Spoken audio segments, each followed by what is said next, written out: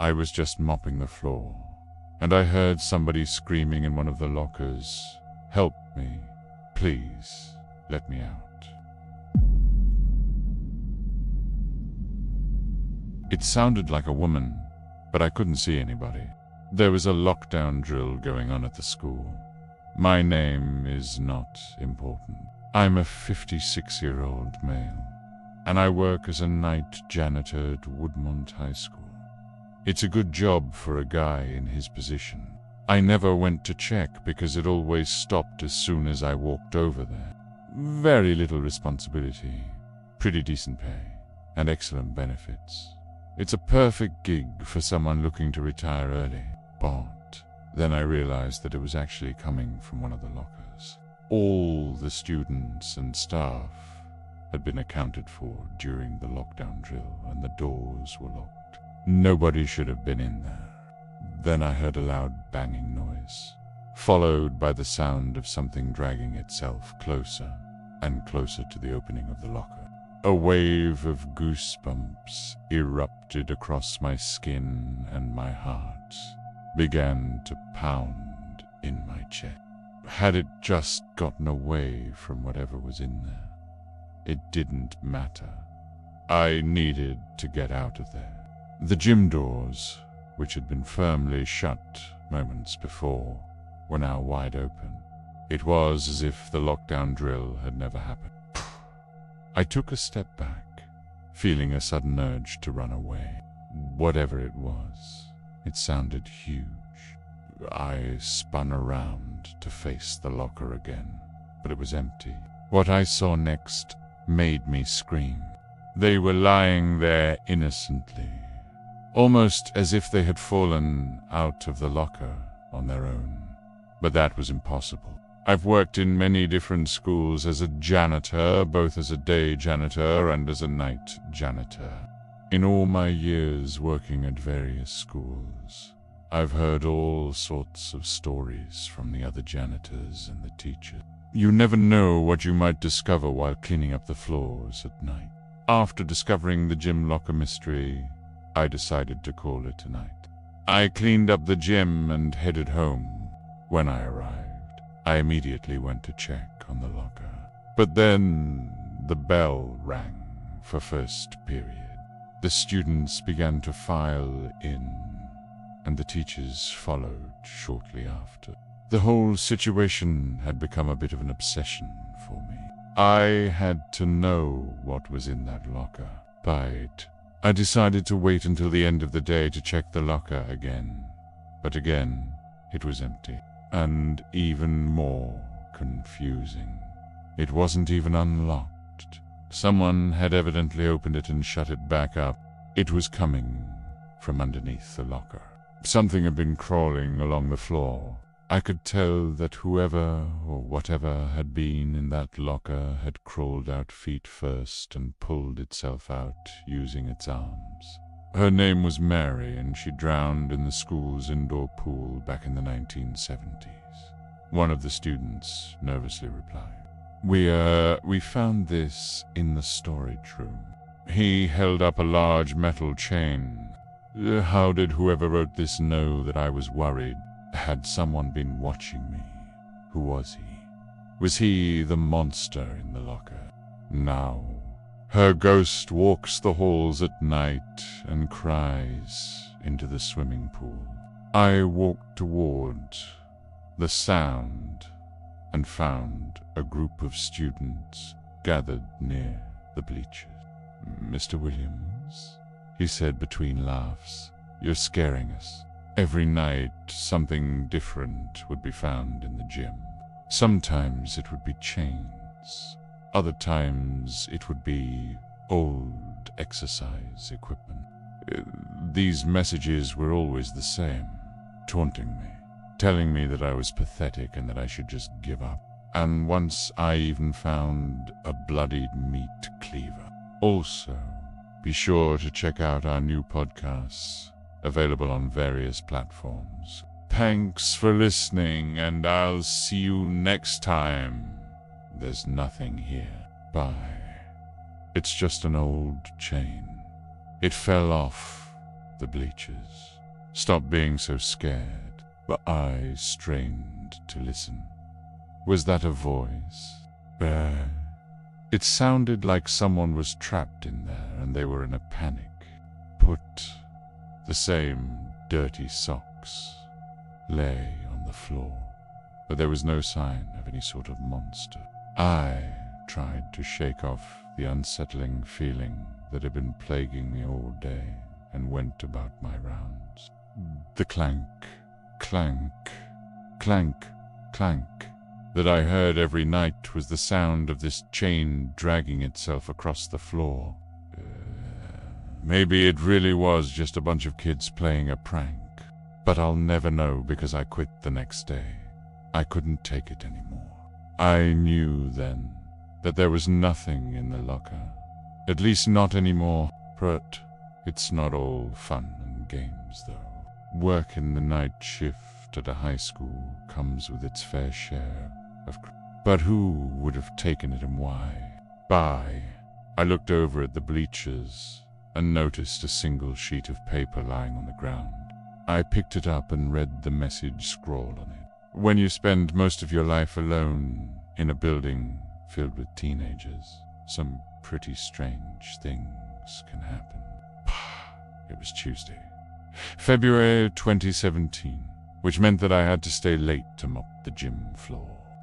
It was probably just some kids playing a prank, but if so, where were they hiding? I reached out and slowly opened the door. I hated doing this because the gym was always freezing cold, which wasn't great for my old knees. He worked at the school for decades, but nobody ever saw him during the day. If you looked around the school, you'd find him sitting in a chair asleep.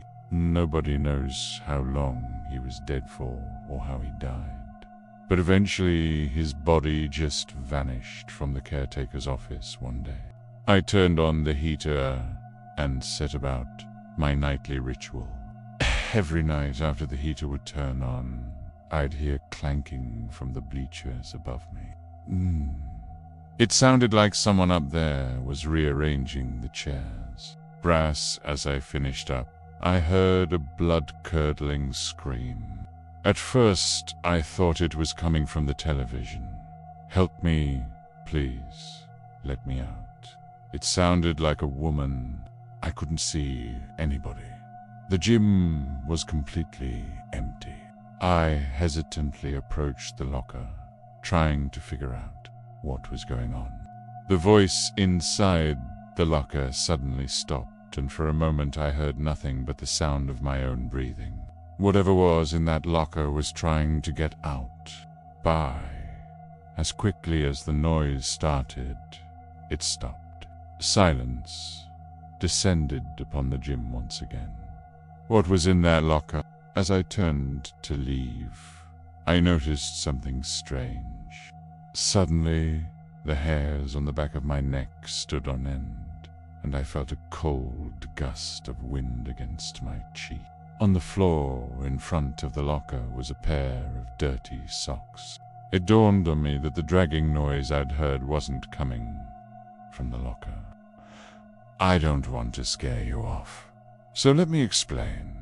Some of these stories are really creepy, like the tale of the ghost girl who haunts the third floor of Roosevelt Junior High School. Bitch. Then there's the story of Jefferson High School's caretaker, Old Man Withers. Anyways, it's stories like these that make working as a school janitor interesting. And that brings me back to that fateful night in February. But the next day I had to return to finish up my shift. So I figured that it was probably just a group of kids playing a prank once the students had all left and the teachers were getting ready to clock out. I returned to the locker room, pushed open the door, and stared inside. It was empty. Just as I finished, I heard a commotion coming from the other side of the gym. What's going on here?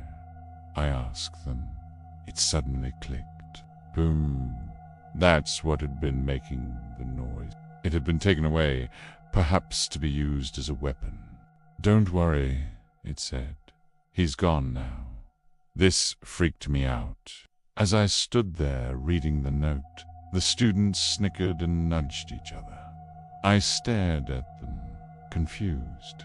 "What's so funny?" I asked. One of them finally broke down and started laughing.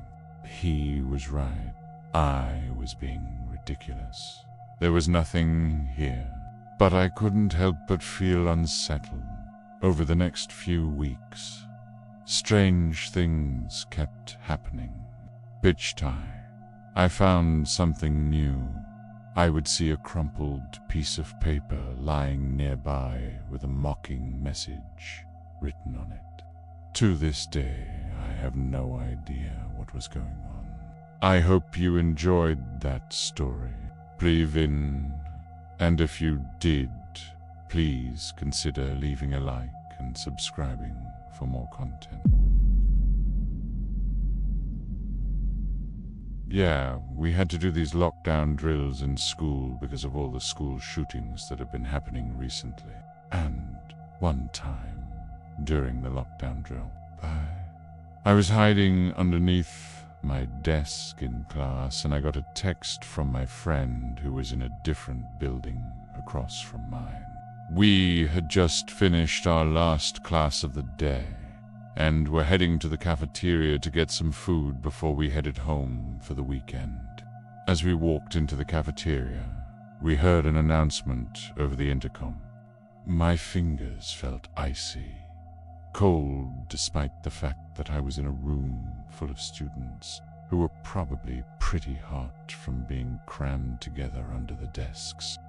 I looked around and saw that all the students had left. Some of them were walking with their friends. Others were kneeling beside their worried teachers. My heart hammered against my chest, threatening to burst out of my ribcage. I stumbled backward, my hand instinctively reaching out to steady myself against the cool, smooth surface of a nearby wall.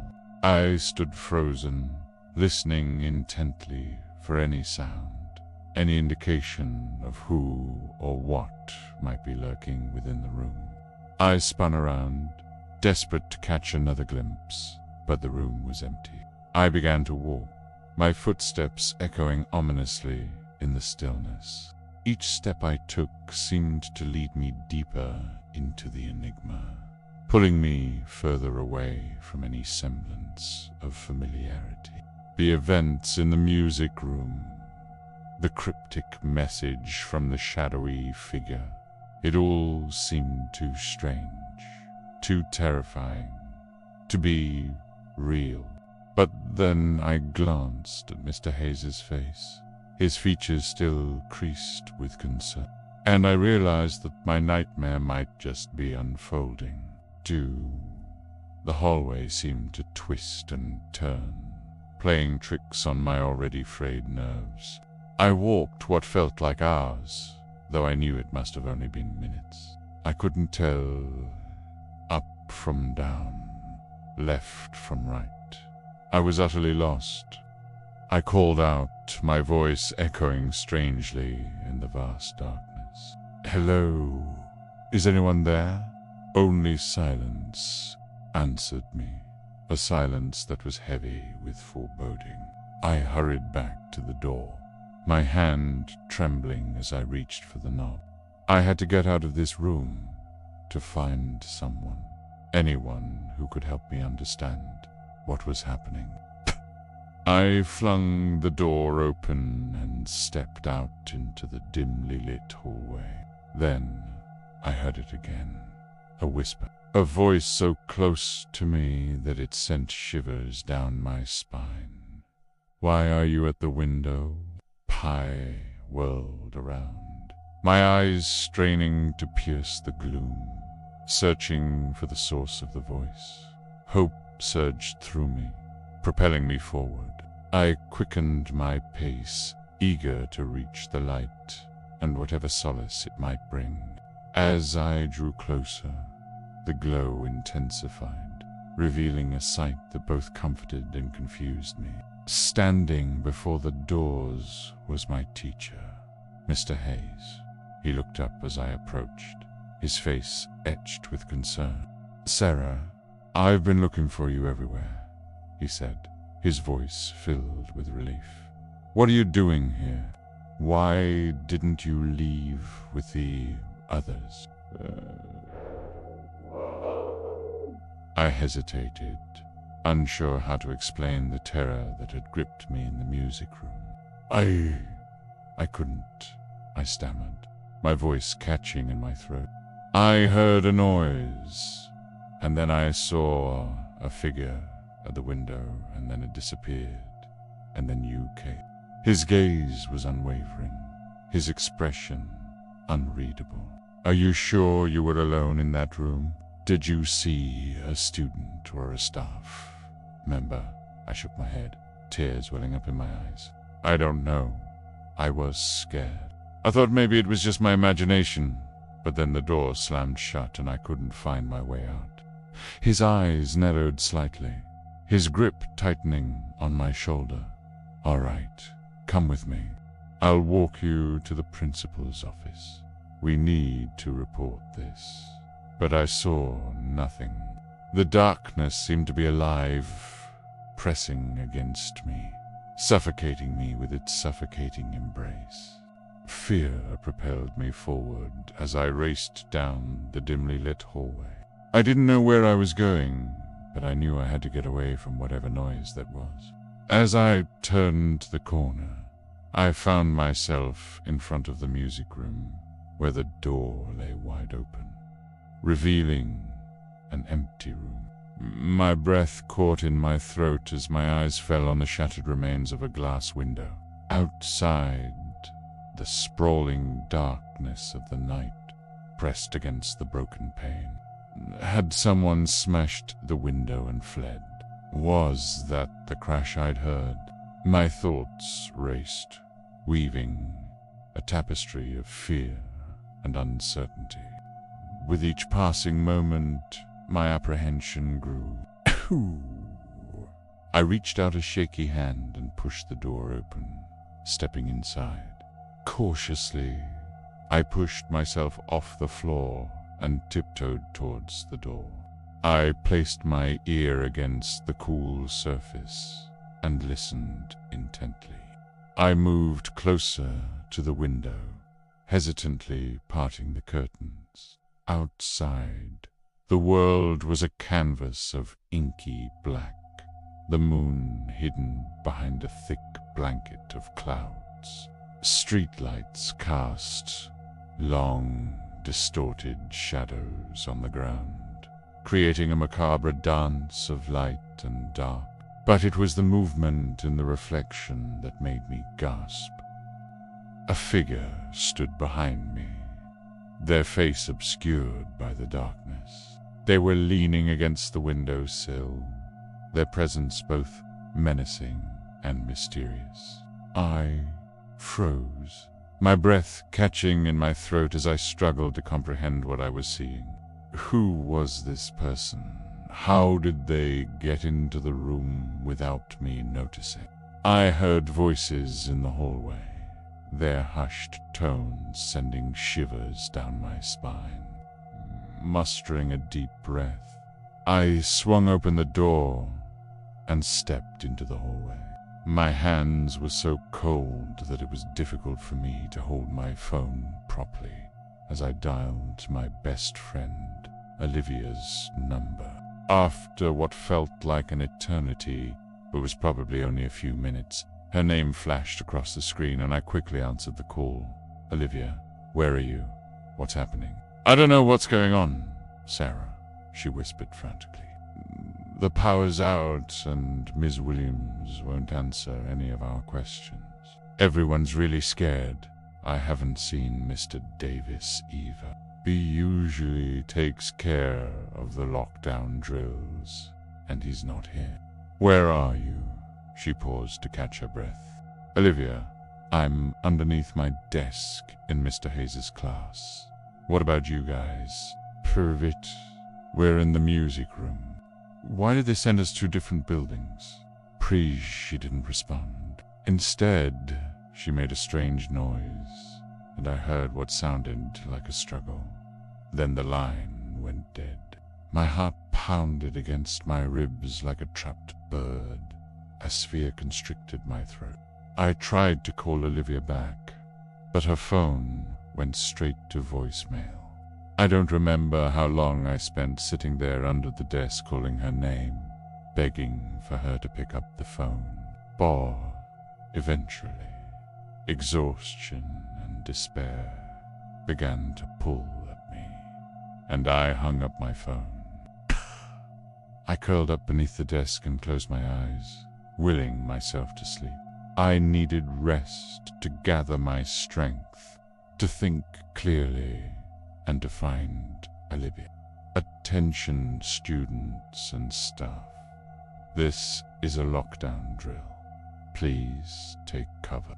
Then our teacher came running into the room looking very worried, and she told us to go to the safe zone, which was underneath the rows of desks in our classroom.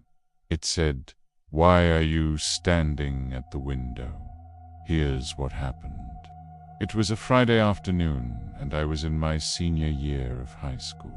I remember sitting there and thinking it was so stupid that they scheduled the lockdown drill for right when we were about to eat lunch, because we had all been waiting in line for food for like 10 minutes.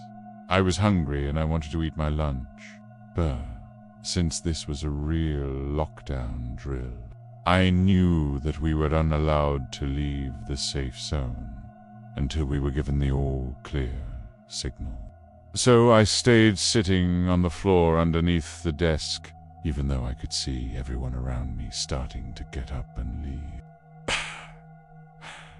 I was kind of hoping that my teacher would come and tell us that it was just a false alarm, and we could go and get our lunch after all.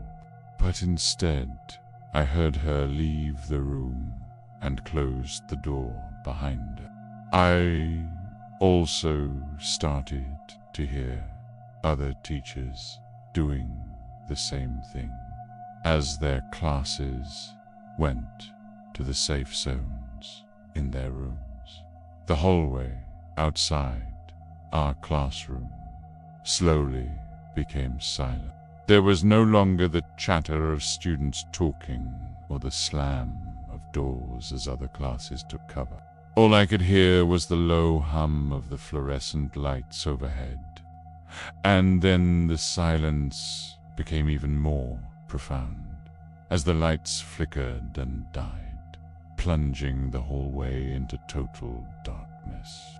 I sat there shivering under the desk while I tried to call my friends to see if they were okay.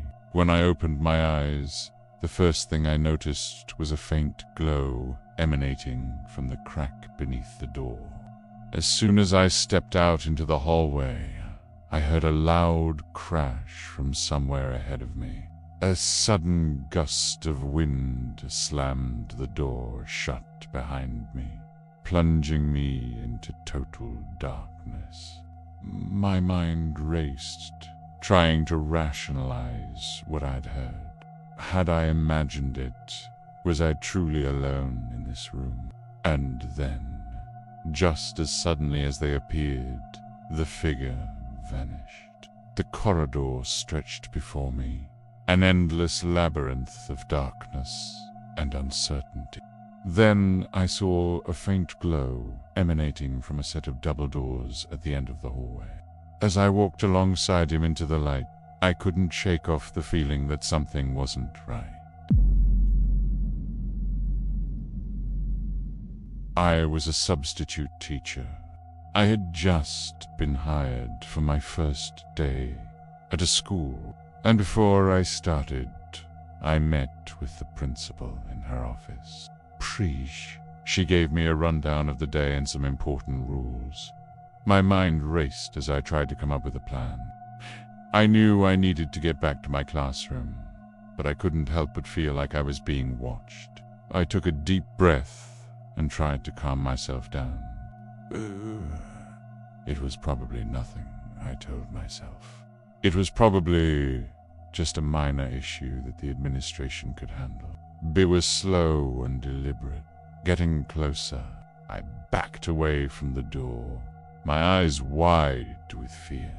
Relief washed over me, and I let out a shaky breath. I didn't move until I heard the all clear from Mrs. Peters. As I started to call out for the students, I heard a loud banging coming from the other side of the door. I pressed my back against the wall, my eyes wide with terror. The scratching and banging continued, growing louder, more insistent. "Let me in," the voice screamed. "Please, let me in." Then the voice went silent, leaving me in the suffocating silence of the empty hallway. I stood there frozen, my entire body trembling, unsure of what to do next. I froze, my blood running cold. Was someone out there? I pressed my ear against the door, trying to listen more closely. The banging continued, growing louder, more frantic. I could hear a voice on the other side, muffled but desperate. "Let me in," the voice cried. "Please, let me in." Then the voice began to scream, "Let me in, let me in, let me in, let me in." The scratching started again, this time more frantic, more urgent. I could feel the vibrations through the door, the sheer force of the banging, making the whole room tremble. I stumbled back, my heart pounding in my chest. When I finally emerged from my hiding spot, I noticed that the room was completely different. The desks were overturned, papers were strewn across the floor, and the whiteboard was covered in strange symbols. I felt a surge of panic. Had the students been in a fight?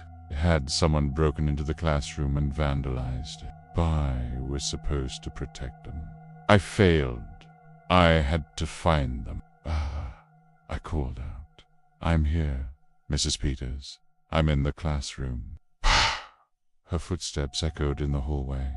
"Thank goodness," she said, her voice filled with relief. "I couldn't find you anywhere. We had a lockdown drill, and I thought you might have left your classroom. Are you sure you haven't let any students out?" I shook my head, although she couldn't see me. "No, I haven't let anyone out. I haven't let anyone in either. No one's been in this room with me, I promise." "Good," she said, her voice tight. "Stay in your classroom until I tell you it's clear. And whatever you do, don't open that door." Then she was gone, her footsteps fading down the hallway. Who was out there? Was it a student? An intruder? The footsteps stopped right outside the door, and I could feel the vibrations through the floor. Then the doorknob started to turn. I screamed and hid in the corner as the door slowly creaked open. I huddled in the darkness, my body shaking with terror. Still, I couldn't shake the feeling that something was wrong. Something in the pit of my stomach told me that this was going to be a day I'd never forget. One rule was that I wasn't allowed to leave the classroom unless it was an emergency. As I approached the door, I reached out and knocked. The desks were neat, the chairs were in a circle, and the whiteboard was clean. It was as if the students had vanished into thin air. Where were they? But I called out to them again, my voice echoing in the empty room. Still, there was no answer. I started to feel a sense of unease creep up on me. What had happened to the kids? Where were they? Had the principal made a mistake? Was I really alone? I was startled by the sound of my own voice echoing in the empty hallway. Outside, I could see the schoolyard. It was deserted. Where were the students? I felt a sudden urge to get out of the room, to escape the suffocating silence that seemed to be pressing down on me. I walked toward the door, but as I reached for the knob, I heard a noise. It is a soft scratching sound, like someone trying to get in. I froze, my heart pounding in my chest. Was I really alone? I listened intently, straining to hear the sound again. It came again, scratching, scratching. I stood there, frozen, unable to move. My mind raced, trying to come up with a logical explanation. Maybe it was just a bird, I thought, or perhaps some branches were scraping against the wall. But then the scratching stopped. There was no reply. I knocked again, louder this time. Still nothing. I turned the doorknob and pushed the door open. Inside, the classroom was dark and silent. The windows were boarded up, which was odd because they had been open when I left. I called out to the students, but there was no response. Bye. I stepped inside and closed the door behind me. She also said that if there was an emergency, she would personally come and get me. But if the fire alarm went off, I was to keep the kids inside the classroom with the lights on and stay with them until the coast was clear. I agreed to all of this, and she sent me on my way to my first class of the day. The morning went by really fast. I taught a few classes, and it was already time for lunch. As I made my way to the cafeteria, I noticed that the doors were locked. That was weird. Normally they were open during lunch. Whatever. I walked into the cafeteria and sat down. I ordered myself a tuna sandwich and sat there eating quietly. About halfway through my sandwich, I heard a loud bang at the front door. I looked up just in time to see the door open and the principal walk in.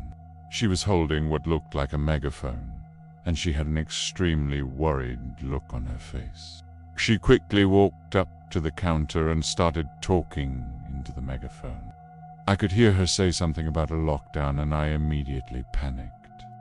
Was there an emergency? What was going on? Wise, I suppose, to go back to my classroom. I didn't know what to do. I finished my sandwich and slowly made my way to the front door. As I walked closer, I could hear the principal better. She was saying something along the lines of, "Everyone stay calm. Please stay calm."